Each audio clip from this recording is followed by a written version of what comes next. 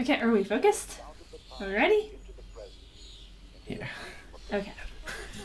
Hey, this is Angela and Donnie from And More Art. And we made a geode-inspired concrete planter this week. Stick around and we'll show you how we built it from the ground up and all the little struggles in between.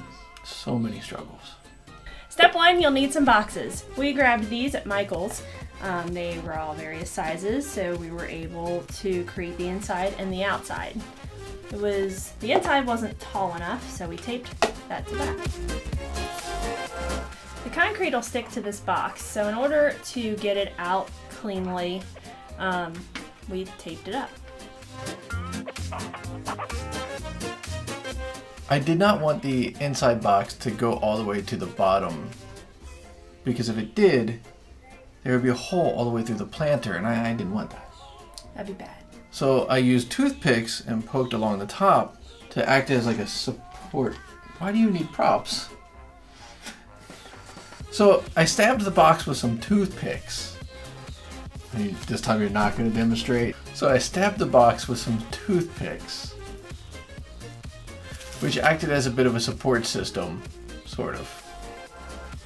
We put silicone in the areas where we didn't want the concrete to go so that we got our geode shape. I almost dropped it. Yikers.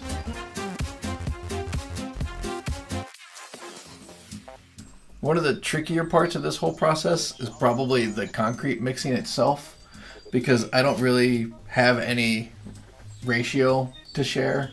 I just mix it till it seems right, and that's probably like a nice, disgusting oatmeal, thick, sort of runny, but sort of pasty consistency.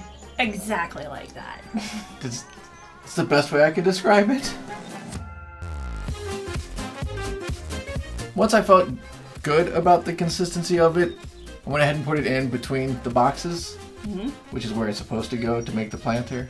I don't know why I have to specify that, but I did.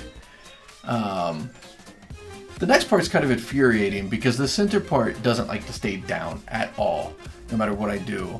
So you see me struggling with it. Don't tell the concrete what to do. You can't tell the concrete what to do. It's like resin. So you'll see me struggling with it. I try to hold it down and grab some old concrete pieces I made to use as weights. It took a lot of them to keep it in place. Get creative if you try something like this. I had to. Get something heavy, put it on top. We popped the concrete out in about 12 hours. It's fully cured in 24, but we wanted to let the air hit it. And as you can see, the outer box came off the concrete grate. The inner box, not so much. I grabbed a random tool laying around and used it to grip and twist it and yank and just used brute force until that thing came out. And yay, it finally did. Once we popped the concrete out, we had the sad realization that we didn't take into consideration the top part here. We're trying to pour resin in there and it's just going to spill everywhere. We thought about the bottom part, but not the top. So we had to get creative, like really, really creative. Creative. And that's what I'm going to call it. I grabbed a random piece of foam board to use as a barrier, the back one that we had planned on, and we had taped it up with more Gorilla Tape to use as a quick release for the resin. Works on that just like it did on concrete. Make the pretty part. Pretty pert. Pretty pert. So we had to come up with a plan B. Plan B was look around the room and find anything about the same size as the inside of the planter and cram it inside to hold the back support thing in place. The barrier, the dam, that thing. Fantastic plan. I think we grabbed some cake snakes. I tried a can of paint. He was really insistent on trying to make these Starbucks caps work many, many times. So the ultimate winner was the cake snakes though. Right. So that got our primary barrier in place. But we still had the top part to worry about. So I grabbed another piece of foam board because it hasn't failed us yet. Yeah. Sort of. So that'd make it a lid, and then we were at the point where we're like, well, how are we gonna make this stay now? And one little mistake is we did not tape up the lid. Yeah, in a haste, completely forgot that should also be taped. But, so we grabbed some rubber bands and just rubber banded that sucker down. Wasn't very classy, but it worked.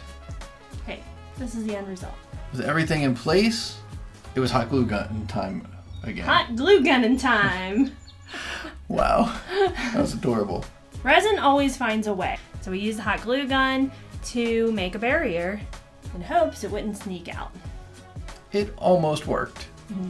We masked the hot glue with a little bit of gold dust, sparkle dust, something dust, glitter dust, glitter. Glitter. Just glitter. What was I calling it? Gold dust? Sparkle dust? Glitter dust? And it's silver. Yeah.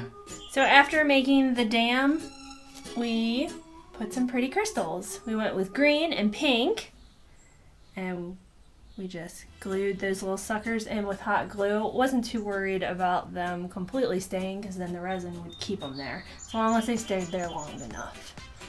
It's been a very long build-up, but it's finally time for resin.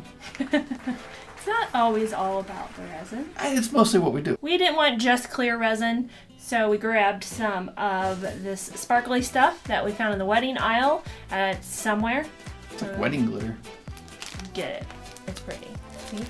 Can you see that? I don't know if you can see it. Can you see it? How about this way? This way? Can you see Oh that my. one? See it? Oh. Ooh. Yeah. Too far away. As if that sparkle wasn't enough, Never. we added some bling it. Because why not? In hindsight though, I think the bling it made the resin a little foggier than I initially envisioned, but it turned out good. It's okay, because we did not use a casting resin, so there's probably bubbles in there.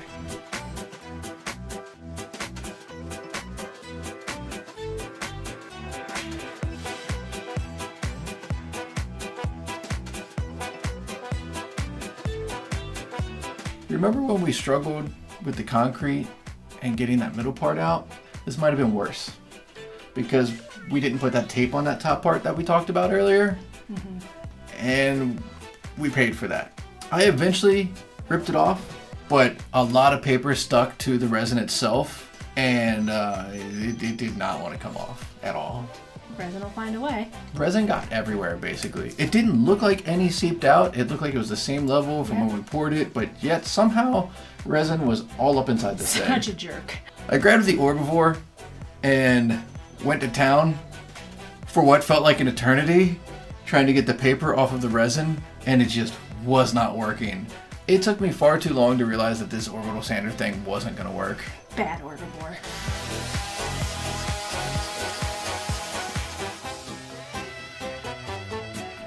So I grabbed my Dremel eventually and was shocked at how fast that worked. I used a sanding bit with a really, I don't even know what the grit is, but it's thick and chunky, and it just took the paper off like it was nothing. Who knew? Live and learn. I guess. In case there's a next time, I don't know. Do we need another one of these? I mean, if we're gonna sand something else, we'll just go to the Dremel. Orbivore can go on timeout. Needless to say, all of this sanding made a mess. And there was resin and concrete dust all over. Wear a mask. And Angela had a good idea. I don't remember what it was. Canned air. I always go to the canned air. Oh. It worked really well. Just blasted all that dust away. We might have sang. We added some flowers. I did that. He did. I did. All on his own. Yeah. Now it's photo ready. Photo ready. So let us know what you think of our geode concrete planter. There were a lot of struggles, but in the end, I think it all worked out. It did. Yay. Yay. If you like this video and our project, make sure to give us a thumbs up. And if you haven't done so yet, we really hope you Boop. that subscribe button. Thanks for watching. Bye. My God. Do it, Donnie. Take it away. Ew, that was not a good face. Okay. Ready? I'm gonna speak to the Am I gonna poke your eye out with this thing? possibly waiting That's for scary. A geode-inspired concrete planter. And we made this geode-inspired concrete planter. I'm so gonna stab you. And we made this concrete Oh, that geode-inspired was smart. planter. There you go. Do that way. You trampled my line. That took you way too long. That was probably perfect. Yeah, that was probably smarter. I didn't do it expect that you to do way. something smart that time.